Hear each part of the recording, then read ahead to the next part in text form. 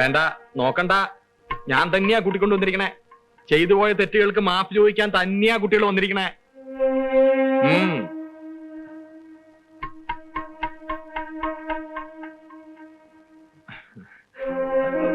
നിങ്ങളും നോക്കണ്ട. മുത്തശ്ശിക്ക് ഒരു അസുഖവും ഇല്ല. വെടി തീരൂ എന്നൊക്കെ പറഞ്ഞത് വെറുതെയാണ്. പരിപൂർണ ആരോഗ്യത്തോടുകൂടി തന്നെയാണ് ഇപ്പോഴും ഇരിക്കണേ.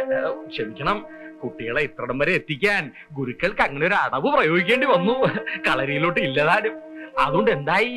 നേടി, മുത്തശ്ശി നേടി. ദൈവമേ, ഒന്ന് ചിരിച്ചു കണ്ടുല്ലോ. എനിക്കിനി മനസ്സമാധാനായി. എന്നാൽ എന്റെ കുട്ടി എന്നോടൊരു വാക്ക് പോലും പറയാ. ഇനി പഴംപുരാണൊന്നും വേണ്ട കേട്ടോ. ദേ, ഇവരെയൊക്കെ ആദ്യമായിട്ട് കാണുകയല്ലേ. ഇയാൾ ആരാണെന്ന് ഞാൻ പ്രത്യേകിച്ച് പറഞ്ഞു തരേണ്ടല്ലോ. ഇത് വിശ്വന്റെ സഹോദരി സ്വർണ്ണലത. കാര്യം നടക്കണമെന്ന് വെച്ചാൽ കാലി വീണ് സോപ്പിട്ടോളൂ. കാലേ വീഴൂ, കാലേ വീഴൂ. മുത്തശ്ശി, എന്നോട് ക്ഷമിക്കൂ.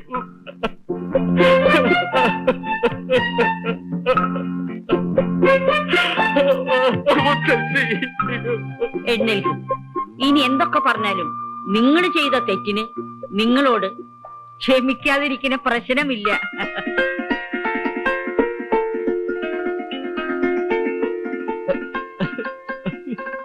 സമാധാനായില്ലേ? എഴുന്നേൽക്കും. ഇല്ല മുത്തശ്ശി, ഇവിടുന്ന് എഴുന്നേൽക്കാൻ എന്റെ കുറ്റബോധം എന്നെ അനുവദിക്കുന്നില്ല.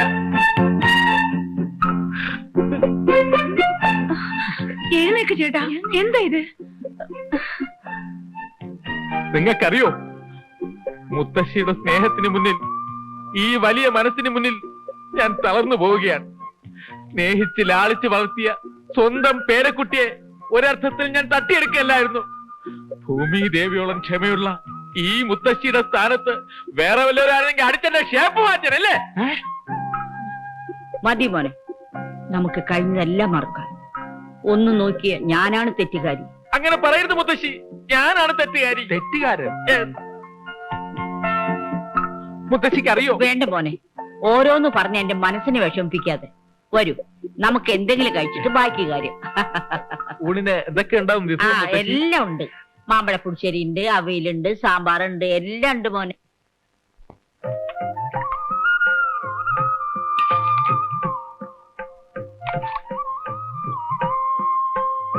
മോനെ എല്ലാം അറിയാലോ. നൃത്തം, സംഗീതം, പാചകം. പാചകം അതുകൊണ്ടൊന്നുമല്ല മുത്തശ്ശി, ഇത്രയും നല്ല രുചിയുള്ള ഭക്ഷണം ഞാൻ എന്റെ ജീവിതത്തില് ഇതുവരെ കഴിച്ചിട്ടില്ല. ഹോ, എന്തൊരു സ്വാദ്! മുത്തശ്ശി പാചകത്തിലൊരു വിദഗ്ധയാണെന്ന് എനിക്ക് അറിയാമായിരുന്നു, പക്ഷെ ഇത്രയും ഞാൻ പ്രതീക്ഷിച്ചില്ല. അതെ, കറികൾക്കൊക്കെ തേങ്ങ ചിരകിയത് ഞാനാ. തേങ്ങ നല്ലപോലെ ചിരകിയതുണ്ടാവണം. കൂട്ടൊക്കെ നല്ലപോലെ അരഞ്ഞിട്ടുണ്ട്. നമ്മുടെ പാടത്ത് വളഞ്ഞ പുന്നല്ലേ രീതി ചോറ ഇത്. വിളമ്പട്ടെ. മതി മതി, വേഗം കഴിക്കു ചേട്ടാ. ഇപ്പൊ തിരിച്ചാലേ വൈകിട്ട് വീട്ടിലെത്തൂ. നാളെ ഓഫീസിൽ പോകണ്ടല്ലേ? ഇപ്പൊ പോവേ. നല്ല കഥയായി. ഇവിടെ ആദ്യമായി വന്നിട്ട്. അത് ശരിയാ. മുത്തശ്ശി നിർബന്ധിച്ചാ നമുക്ക് എന്ത് ചെയ്യാൻ പറ്റും? ചേട്ടൻ ഇനി ഒരു ദിവസം പോലും ലീവില്ല എന്നുള്ളത് മറന്നുപോയോ? എനിക്ക് എന്റെ ജോലിയേക്കാൾ വലുത് എന്റെ മുത്തശ്ശിയാ. എന്ത് പറഞ്ഞാലും ശരി, ഇന്നൊരു ദിവസത്തേക്ക് നിങ്ങൾ എവിടുന്ന് വിടുന്ന പ്രശ്നമില്ല. നാളത്തെ കാര്യം നമുക്ക് ആലോചിക്കാം. അല്ലേ ഗുരുക്കളെ? എന്താ പറഞ്ഞത്? ഞാൻ കേട്ടില്ല. മാങ്ങാത്തൊലി. അതിനിപ്പോ ഞാൻ എവിടെ പോവാനാ? ഉപ്പ് വാങ്ങാ മതിയോ?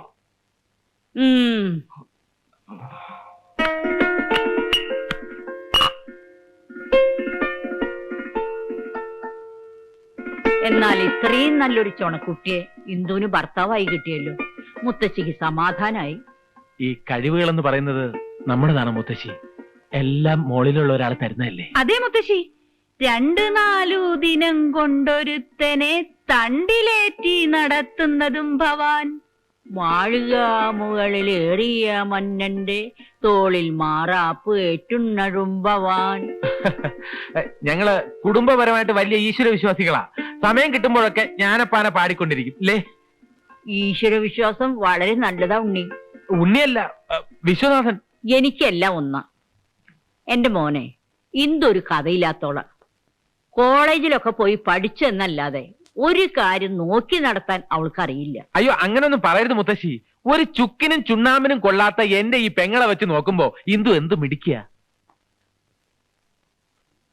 ബുദ്ധിയില്ല എന്നുള്ളത് പോട്ടെ, അല്പമെങ്കിലും സൗന്ദര്യം ഉണ്ടായിരുന്നെങ്കിൽ ഏതെങ്കിലും മണ്ടന്മാരെങ്കിലും വന്ന് കെട്ടിക്കൊണ്ടുപോയി. വിശ്വം കുറുമ്പ് കുറച്ച് കൂടുന്നുണ്ട് കേട്ടാ. അതെയോ? ആ, ഞാൻ മോളെ കാണാൻ കാത്തിരിക്കായിരുന്നു. വരൂ.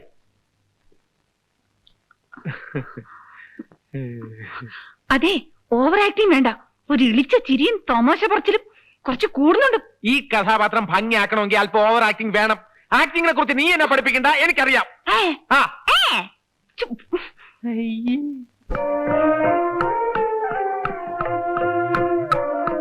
ഇതെല്ലാം ഇന്ദുവിന് അവകാശപ്പെട്ടതാ. മോൻ നോക്കണ്ട, മോനുണ്ട് എന്റെ വക ഒരു സമ്മാനം. മുതുമുത്തശ്ശന്മാരെ കാലം മുതലൊക്കെ ഈ തറവാടിന്റെ ഐശ്വര്യ ഈ പുലിനാഗം കെട്ടിച്ച മാല. ഇത് ഇന്ന് മുതൽ വിശ്വന്റെ കഴുത്തി കിടക്കട്ടെ. ധാരാളം സ്വർണ്ണമാലകള് എനിക്ക് സ്വന്തമായിട്ട് വേറെ ഉണ്ടെങ്കിലും ഇതിന് ഞാനൊരു സെന്റിമെന്റൽ വിലയാ കൽപ്പിക്കുന്നു മുത്തശ്ശി. ഇപ്പോ എന്നെ കണ്ടാൽ കൊച്ചി രാജകുടുംബത്തിലെ കൊച്ചു തമ്പുരാനെ പോലെയുണ്ട്, അല്ലെ മുത്തശ്ശി? അയ്യോ മുത്തശ്ശി, എന്താ ഈ കാണിച്ചേ? ചേട്ടന്റെ കഴുത്തിലാണോ ഇത്ര വില കൂടിയ മാലയൊക്കെ ഇട്ടു കൊടുക്കുന്നത്? ഈ തറവാടിന്റെ ഐശ്വര്യം നഷ്ടപ്പെട്ടത് തന്നെ. അതെന്താ മോളെ നീ അങ്ങനെ പറഞ്ഞേ? ഞങ്ങളുടെ തറവാട്ടുകാർക്ക് പാരമ്പര്യമായിട്ട് ഒരു കുഴപ്പമുണ്ട്. തറവാട്ടിലെ ആണുങ്ങളെല്ലാം വലിയ ദാനശീലരാ. ഒന്നും വേണ്ട മുത്തശ്ശി, കല്യാണം കഴിഞ്ഞിട്ട് ചേട്ടന്റെ വിരലിൽ ഒരു വിവാഹ മോതിരമെങ്കിലും ഉണ്ടോന്നൊന്ന് നോക്കിയേ. എത്ര മോതിരം കിടന്ന കയ്യാ ഇത്. ആരെങ്കിലും വന്ന് വല്ല ബുദ്ധിമുട്ടോ സങ്കടമോ പറഞ്ഞ ഉടനെ അങ്ങ് ഊരിക്കൊടുക്കും. ശിവ ശിവ, എന്താ വിശ്വ കേക്കണത്? ഞങ്ങളുടെ കുടുംബ സ്വത്താ ഈ മാല. അത് അന്യാധീനപ്പെടുത്താൻ ഞാൻ സമ്മതിക്കില്ല.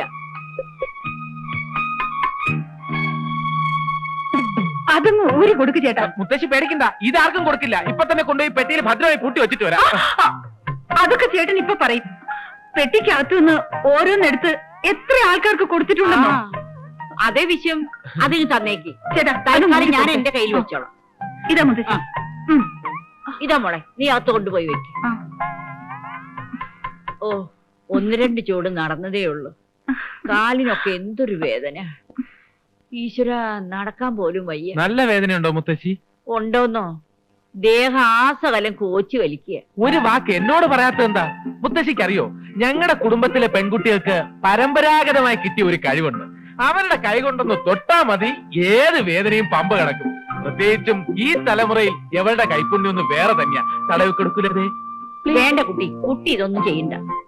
അതൊക്കെ ഞാൻ ഗുരുക്കളെ കൊണ്ട് ചെയ്യിച്ചു. അയ്യോ, അതിന്റെ ആവശ്യം എന്താ? നമ്മുടെ മുത്തശ്ശിയെ പോലെയല്ലേ ഈ മുത്തശ്ശിയും? തടവി കൊടുക്ക.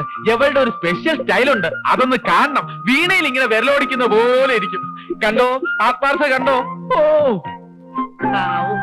എന്തൊരു ആശ്വാസം മോളെ. വരുമോനെ, പണ്ട് മുതൽക്കേ ഈ തറവാട്ടില് ഒരു വിവാഹം നടന്നാൽ അവരാദ്യമായി ഒന്നിച്ച് കഴിയുന്ന ഒരു മുറിയുണ്ട് ഇവിടെ. അതിന്ന് നിങ്ങൾക്ക് വേണ്ടി ഞാൻ ഒരുക്കിയിരിക്കുകയാണ്. എന്നെ സംബന്ധിച്ചിടത്തോളം നിങ്ങളുടെ വിവാഹവും ആദ്യരാത്രിയും എല്ലാം ഇന്ന്.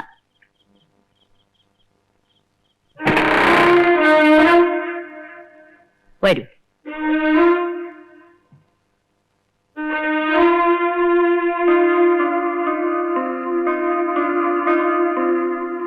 മുത്തശ്ശി,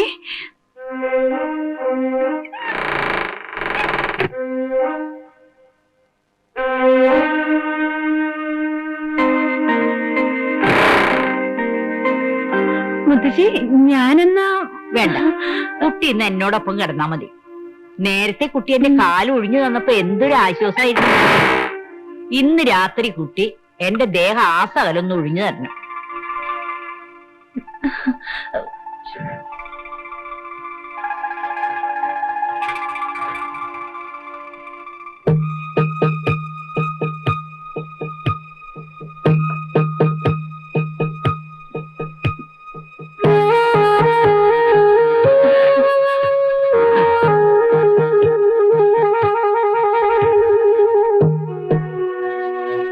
ഇവിടെ കിടന്നോളൂ, ഞാൻ പുറത്തെവിടെയെങ്കിലും കിടന്നോളാം.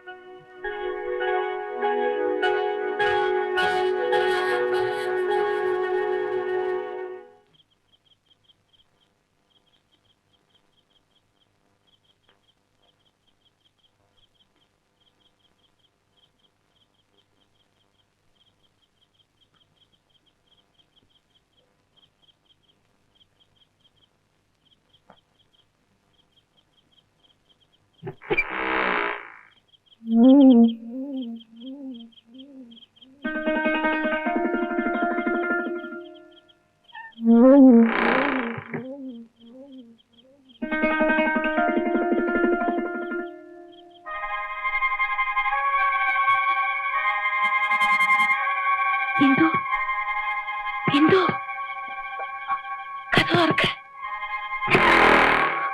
അയാളൊക്കെ പുറത്തിറക്കി വിട്. അയാള് പോയി. അയാൾ അപ്പോഴേ പോയി. അമ്മേ.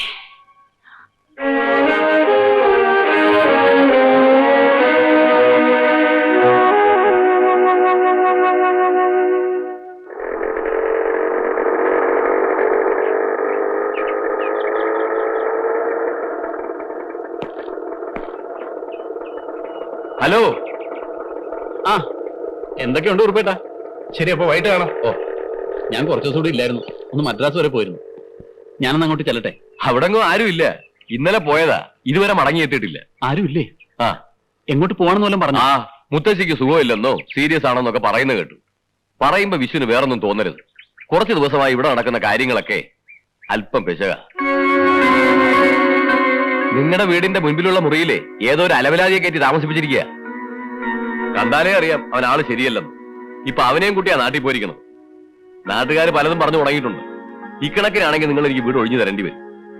നിങ്ങൾ ആളെ ഡീസന്റ് ആണെന്ന് തോന്നിയതുകൊണ്ടാ ഞാൻ വീട് വാടകയ്ക്ക് തന്നു. ഇത്തരം ചുറ്റിക്കളികൾക്ക് വീട് വാടകയ്ക്ക് തരാൻ എനിക്ക് ബുദ്ധിമുട്ടുണ്ട്.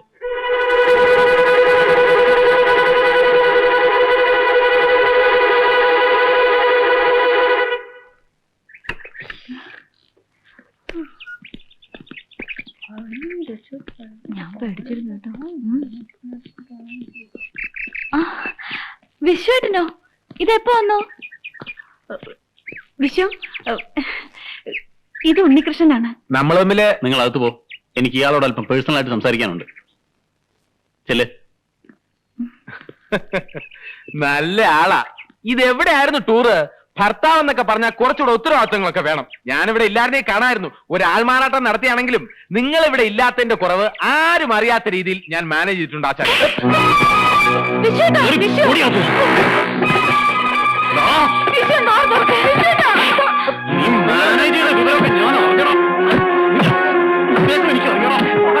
ഞാൻ പറയുന്നത് കേൾക്കി. ഒന്നും പറയണ.